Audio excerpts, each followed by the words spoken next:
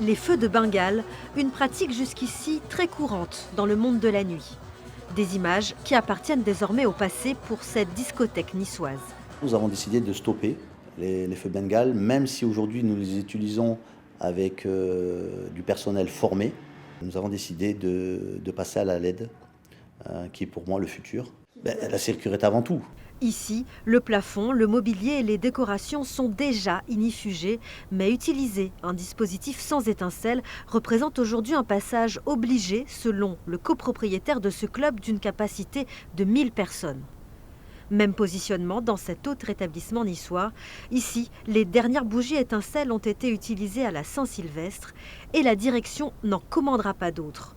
Le vice-président confédéral de l'UMI, l'Union des métiers et des industries de l'hôtellerie, va même plus loin. Il réclame l'interdiction totale des feux de Bengale dans les boîtes de nuit et dans les bars.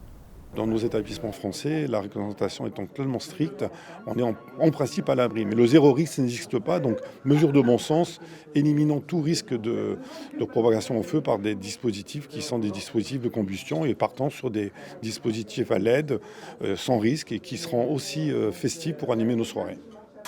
Le feu ennemi des établissements de nuit.